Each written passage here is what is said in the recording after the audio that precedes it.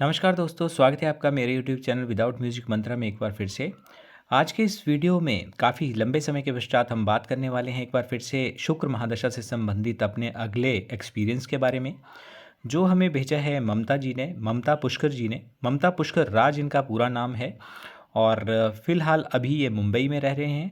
अभी मैं आपको पूरा इनके जो भी शुक्र महादशा से संबंधित एक्सपीरियंस रहा है उसके बारे में बात करूंगा, लेकिन उससे पहले एक रिक्वेस्ट, यदि फर्स्ट टाइम आप हमारे इस चैनल पर आए हैं तो चैनल को सब्सक्राइब ज़रूर करें और वीडियो को फैमिली और फ्रेंड्स के साथ शेयर करना भी ना भूलें।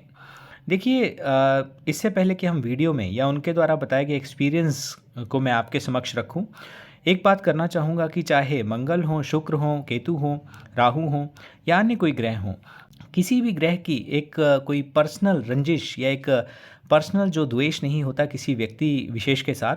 देखिए, ये तो हमारे प्रारब्ध भोग जो भी हमने चाहे पिछले कर्म में किया है, जन्म की हम बात करें उसमें जो भी हमारे कर्म रहते हैं उसके अकॉर्डिंग ही हमें रिजल्ट मिलता है।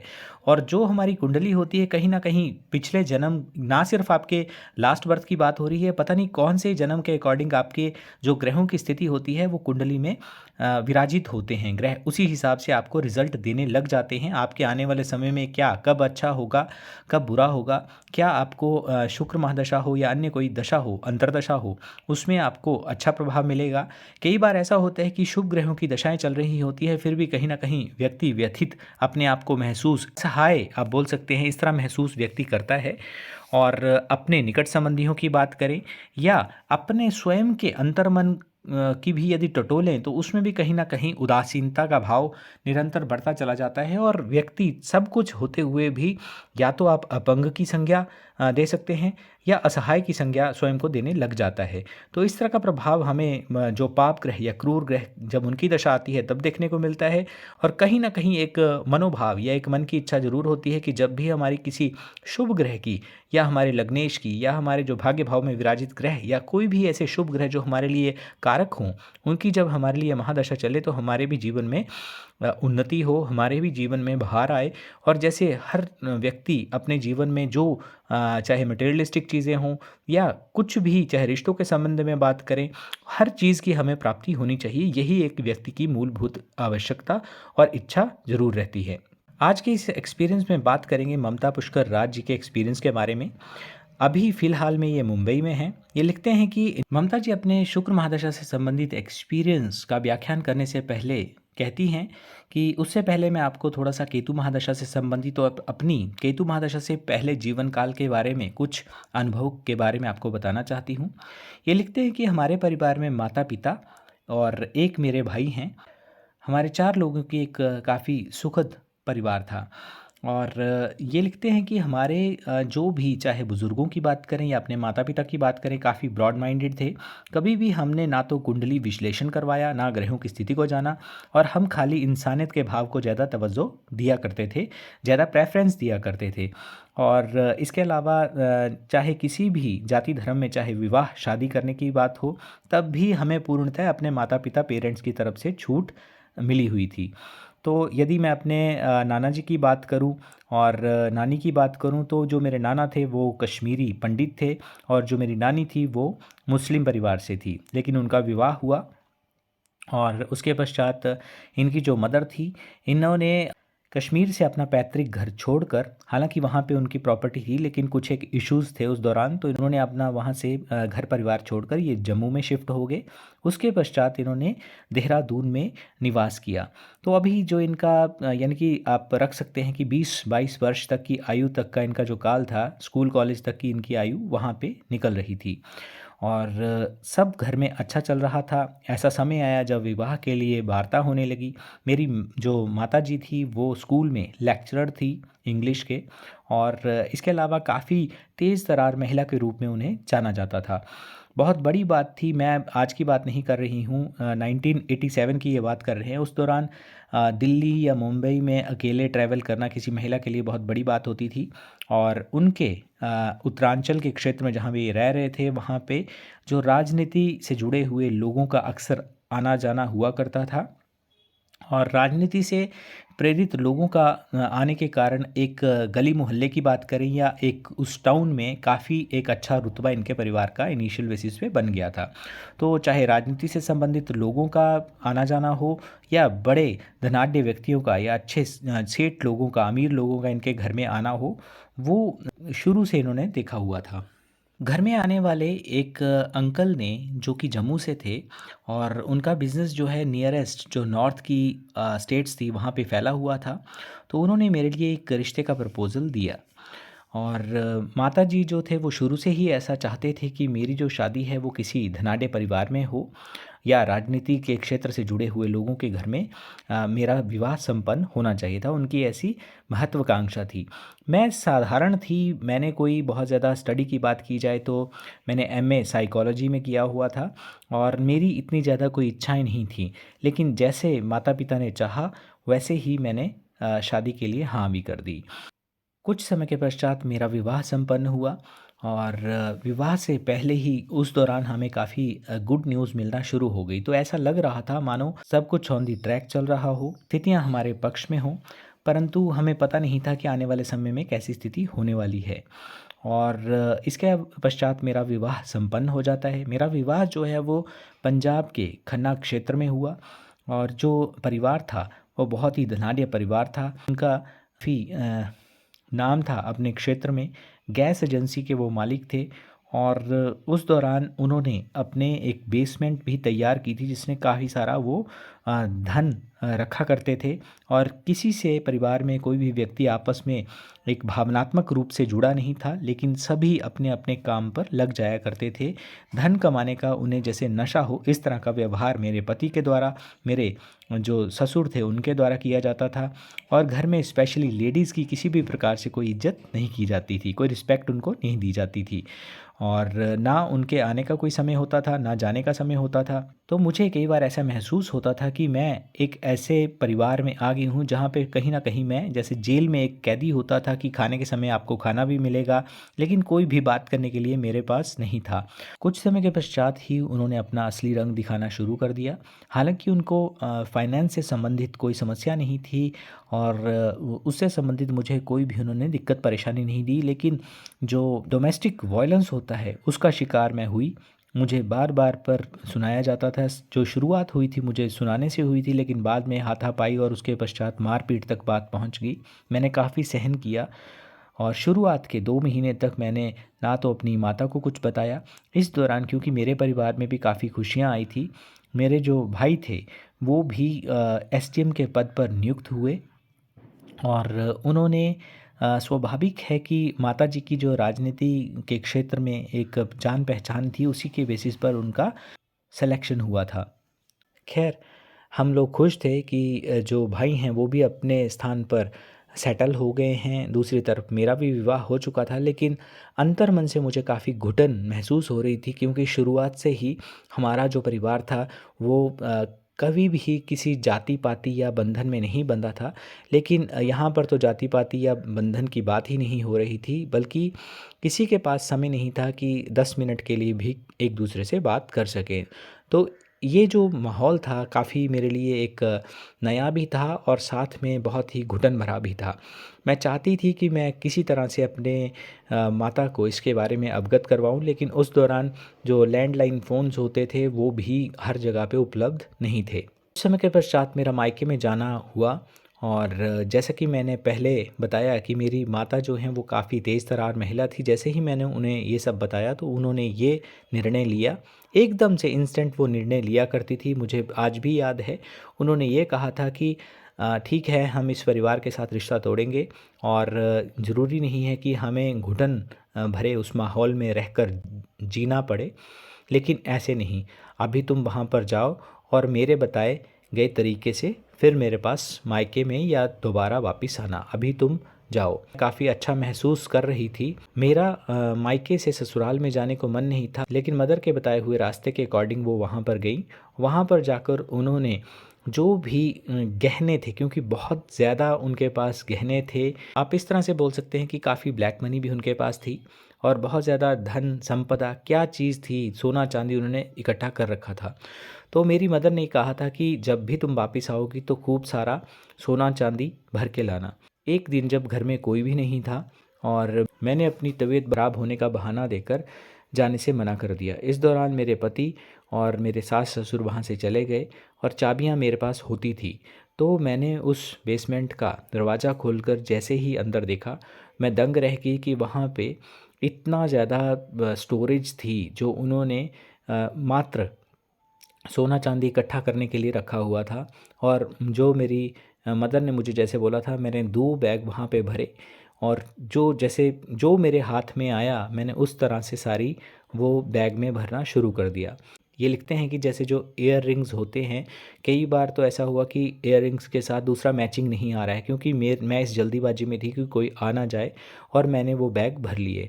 साथ में जो भी बेशकीमती उनका सामान था, कुछ रुपए लेकर मैं वहाँ से घर में ताला लगाकर मैं वापस आ गई। और मेरे जो एक अंकल थे, वो पठानकोट जो पंजाब में है वहाँ पर थे, और वहाँ पे वो रेंट पे थे। तो मैंने उनके घर में, जो पहले से डिसाइडेड था मदर के साथ, वहाँ पे रहना शुरू कर दिया। और किसी तरीके से किसी व्यक्ति को भेजकर ये बता दिया गया कि ममता जो है खन्ना से पठानकोट में अंकल के पास रुकी हुई है। यानी कि मदर को ये पता था कि जो इनकी बेटी है वो वहाँ से जिस कार्य के लिए इन्होंने भेजा था, कि ऐसे खाली हाथ नहीं आना है, जो भी हमारा खर्चा हुआ है वो खर्चा, ना सिर्फ खर्चा बल्कि विद इंटरेस्ट लेके वापस आना है, क्योंकि रहने लायक तो वो परिवार है नहीं। तो ये सारी परिस्थिति थी। अब ये पठानकोट में रहने लगी। जो ससुराल वाले हैं, जब उस जो फंक्शन को अटेंड करके या जहाँ भी वो गए थे वहाँ से जब वापस आते हैं, वो देखते हैं कि घर में ताला लगा हुआ है और उनकी बहू भी यहाँ नहीं है। तो क्योंकि एक होता है अंतर्मन से कि व्यक्ति ये इस चीज़ को लेकर डरता है कि हमने भी उसके साथ काफ़ी दुर्व्यवहार किया है, तो उन्होंने कुछ नहीं किया, अपनी गाड़ी उठाई और वापस उत्तरांचल आकर उनकी मदर के घर, जहाँ जहाँ पे उनका मायका था, वहाँ वो पहुँच जाते हैं। और वो पूछते हैं कि आपकी बेटी क्या यहाँ पर आई हैं? तो जैसे ही वो पूछते हैं, तो जो उनकी मदर, जिनके बारे में मैंने पहले से बताया कि ममता की जो मदर थी काफ़ी तेज़ तर्रार थी, तो उल्टा उन्होंने उनका यानी कि हाथापाई तक की स्थिति हो गई कि आपने शायद मेरी बेटी को ख़त्म कर दिया है या कुछ गलत उसके साथ कर दिया है, आप मुझे बताइए कि मेरी बेटी कहाँ है। ये स्थिति देखते हुए वो बिना कुछ कहे वापस चले जाते हैं और ये जैसे रोना शुरू कर देती हैं कि आपने मेरी बेटी के साथ कुछ गलत किया है। तो इस तरह का माहौल देखते हुए जो ससुराल वाले हैं वो इसी में भलाई समझते हैं कि कहीं दूसरी जगह पे आके कहीं हमारे लिए कोई बात का बतंगड़ ना बन जाए, इसलिए वो वापस चले गए। कुछ समय के पश्चात वो अपनी अंकल के पास रहीं। उसके पश्चात उन्होंने जो है डाइवोर्स का केस फाइल किया। जो इनके ससुराल पक्ष वाले थे, ना तो ये बोलने के लिए सक्षम थे कि हमारा जो धन संपदा या वो लेकर गई हैं, और दूसरी तरफ उन्होंने बड़े इजीली, क्योंकि धनाढ़ परिवार से थे, तो उन्होंने इसी में भलाई समझी कि कहीं ना कहीं हम इस लड़की को डाइवोर्स दे देते हैं तो इसी में हमारी भलाई है। अल्टीमेटली कुछ समय के पश्चात इनका डाइवोर्स हो जाता है। और उस दौरान जो इन्होंने घुटन, जो एक डर का माहौल या यूं कहें कि छुप छुप कर रहना, किसी से बात ना करना, माता या अपने भाई से भी दूरी बना कर रखना, तो ना सिर्फ 2 महीने तक वो अपने अंकल के पास रही, उसके पश्चात जब मायके में भी आई तब भी वो बहुत कम निकल रही थी। लेकिन इस दौरान उन्होंने काफ़ी वेदना को सहन किया। कुछ समय के पश्चात, ज़्यादा समय नहीं लगा, इनका डाइवोर्स हो जाता है। लेकिन अभी काफ़ी स्थितियों से इनको अवगत होना था इस पीरियड के दौरान। तो इन्होंने ये सोचकर कि जो मेरा बुरा समय था वो कहीं न कहीं निकल चुका है, अभी आने वाला समय मेरे लिए अच्छा होगा। लेकिन कुछ समय के पश्चात पता चलता है कि इनकी माताजी को जो है कैंसर हो गया है। और उस समय ना तो आज की डेट में भी कोई प्रॉपर इतना इलाज नहीं है, लेकिन उस दौरान तो कोई सोर्सेज़ ही नहीं थे। उनके गले में, नाक में जो है फ्लूइड की पाइप्स लगा होना या हर तरीके से उन्हें वेदना में देखना उनके लिए काफ़ी असहज था। और जो भाई थे वो जब छुट्टी मिलती थी उनको, तब अपनी मदर को देखने के लिए आते थे। अदरवाइज़ जो सब देखभाल थी वो स्वयं उनकी बेटी द्वारा ही की गई। अपने भविष्य की चिंता ना करते हुए उन्होंने पूरी तरह से उनकी देखभाल की। लेकिन उनकी माता की भी ये इच्छा थी कि जो भी, क्योंकि एक व्यक्ति को, एक पेशेंट को एहसास हो जाता है कि कितना लंबा उसका जीवन है। वो चाहती थी कि मेरे इस देह को छोड़ने से पहले कहीं न कहीं जो बेटी का घर बस जाए दोबारा से। इसी दौरान इनकी मुलाकात जो है एक सिख परिवार के युवक से होती है और उनसे इनका विवाह संपन्न साधारण, क्योंकि पहले इन्होंने जो शादी की थी उसमें काफ़ी खर्चा किया था, लेकिन अभी जो इन्होंने जो इनकी सेकंड मैरिज होती है आफ्टर डाइवोर्स, उसमें इन्होंने बहुत ही कम खर्चे में साधारण तरीके से गांव में ही शादी करवाई। जो लड़का था, जो दूसरे हस्बैंड थे, वो सिख परिवार से थे और वो टी सीरीज़ कंपनी में लगे हुए थे। ये लिखते हैं कि 90s के दौर में टी सीरीज़ एक बहुत अच्छी कंपनी थी जिसमें मेरे हस्बैंड की एक अच्छी पोस्ट पे जॉब थी और मल्टीपल सिटीज़, मेट्रोपॉलिटन सिटीज़ हैं, उनमें इनका ट्रांसफ़र कुछ समय के पश्चात हो जाया करता था। तो पहले तो हमारी जो एक दिल्ली तक ही हम सीमित थे, लेकिन उसके पश्चात उनका ट्रांसफ़र मुंबई में भी हुआ, कलकत्ता में भी हुआ, चेन्नई में भी हम रहे और ये सारी बेंगलोर में भी हुआ। इन शहरों को बहुत अच्छे से जानने के पश्चात, देखने के पश्चात, अपना घर जैसा महसूस करने के पश्चात हस्बैंड ने अपनी जॉब को चेंज कर लिया और कुछ समय के पश्चात उनका जो है एक काफ़ी अच्छी उनको अपॉर्चुनिटी मिली लंदन में, और ये लंदन शिफ्ट हो जाते हैं। वहाँ पे भी इनके लिए, यानी कि एक लाइफ जो है इनके लिए हर दिन एक नए परिदृश्य के रूप में सामने आ रही थी, जिसके साथ समय की परिस्थितियों के अकॉर्डिंग इन्होंने स्वयं को एडजस्ट किया। उसके पश्चात सब कुछ सही चल रहा था, बच्चे बड़े हो रहे थे और भारत आना इनके लिए बहुत बड़ी उपलब्धि होती थी और बहुत खुशी का ये एहसास किया करते थे। जो इनके पिताजी थे वो भी बुज़ुर्ग थे, लेकिन वो अपने बेटे के साथ रहा करते थे और सारी क्योंकि माताजी का इनका देहांत हो गया था कैंसर की वजह से। इसी बीच एक बात और बताना चाहूँगी कि बीच में मेरे भाई के साथ जो बहुत ही अच्छे रिलेशंस थे वो भी ख़राब हुए। तकरीबन 6.5 वर्ष तक, आप 7 साल ही मान सकते हैं, केतु के जो समय होता है उसके अकॉर्डिंग मैंने भाई के साथ बात भी नहीं की। कुछ ऐसी बीच में सिचुएशंस आ गई थी जिनको लेकर भाई बहन में जो बहुत ही एक प्यारा रिश्ता होता है, लेकिन उसमें भी कहीं न कहीं कटुता या खटास आ गई थी और समय के साथ वो चीज़ें परिवर्तित हुईं जैसे ही शुक्र की महादशा का मेरे जीवन में पदार्पण हुआ। शुक्र की महादशा जैसे ही मेरे जीवन में आती है तो जो मित्र मुझे छोड़कर चले गए थे या जिस शहर देश को मैंने ये सोचकर छोड़ दिया था कि शायद मैं यहाँ पे फिर दोबारा कभी ना आ पाऊँ, क्योंकि मुझे वहाँ से निराशा ही मिली थी। और आप समझ सकते हैं मेरी मनोभावना को, आप समझ सकते हैं कि मैं देश को तो बुरा नहीं बोल सकती, ना बोलूँगी, लेकिन जो सिचुएशंस को मैंने यहाँ रहकर सहन किया था, कहीं न कहीं मैं उससे बचकर भागना चाह रही थी। तो वो जो सिचुएशंस हैं वो चेंज हुई जैसे ही शुक्र की महादशा मेरे जीवन काल में आई। आप सिर्फ शुक्र महादशा को इससे जोड़कर ना देखें कि खाली मनी वाइज़ या आर्थिक रूप से आप सक्षम होंगे, वो तो निश्चित तौर पर मैं हर किसी के लिए कामना करूँगी कि उसके जीवन में परिवर्तन ज़रूर आए और आर्थिक रूप से व्यक्ति सुदृढ़ बने। लेकिन भावनात्मक रूप से जो व्यक्ति केतु की महादशा में जितना टूटता है, उसका जो एक जुड़ना होता है, जो रिश्ते आपको छोड़कर चले गए होते हैं, जो लोग जीवित रहते हुए भी आपसे कोई संपर्क ना रखें, तो बहुत व्यथित करती हैं ऐसी स्थितियाँ। तो वो सारी स्थितियाँ परिवर्तित हुईं और आज मेरे अपने भाई के साथ अच्छे संबंध हैं, पिता के साथ अच्छे संबंध हैं। मेरी बेटी की शादी हो चुकी है, वो यूएसए में सेटल है और बेटा जो है वो भी इंजीनियरिंग करके मेरे ही बिज़नेस, यानी कि डायमंड का हमारा बिज़नेस है और अच्छा बिज़नेस चल रहा है। आर्थिक रूप से हम सुदृढ़ हो चुके हैं। तो आज की कंडीशन को यदि मैं देखती हूँ तो मैं हैरान हूँ कि जो समय मैंने वो गुज़ारा था, वो केतु महादशा के दौरान मुझे ऐसी परिस्थितियों को देखना पड़ा और मैं चाहूँगी कि ऐसी परिस्थितियों का सामना किसी भी व्यक्ति को ना करना पड़े। और आपके चैनल के माध्यम से एक ही मैसेज मैं दर्शकों को देना चाहूँगी कि चाहे कैसी भी परिस्थितियाँ हों, एक समय आता है जब व्यक्ति सोचता है कि जीवन में कुछ भी नहीं है और शायद यही मेरा जीवन का अंत है। अंत सिर्फ देह का अंत नहीं होता, लेकिन भावनात्मक रूप से भी कहीं न कहीं व्यक्ति अपने आप को मरा हुआ समझ लेता है। लेकिन पुनरुत्थान होता है, या यूँ कहें कि पुनर्जीवन मिलता है, ये शुक्र की महादशा किसी व्यक्ति के जीवन काल में आती है।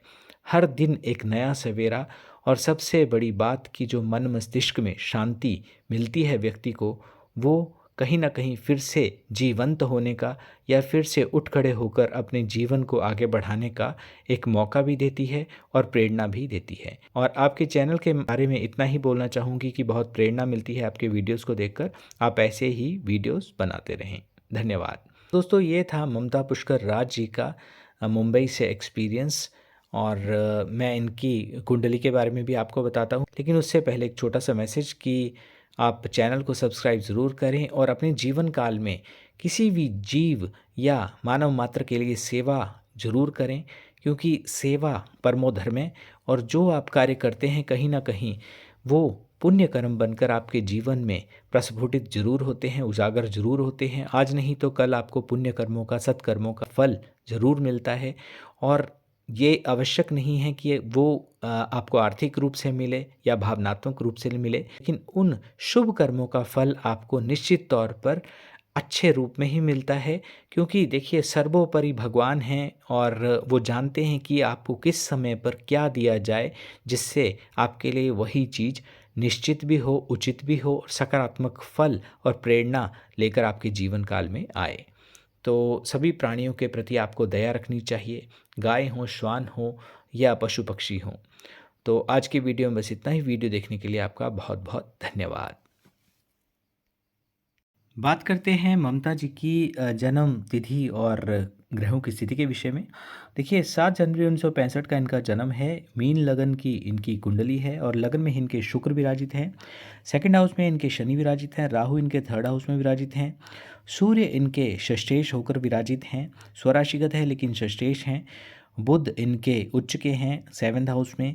और इसके अलावा केतु इनके भाग्य भाव में हैं। गुरु इनके कर्म क्षेत्र में बैठे हुए हैं। चंद्र और मंगल ग्रह की द्विग्रही युति इनके लाभ भाव में है। तो ये इनकी ग्रहों की स्थिति है।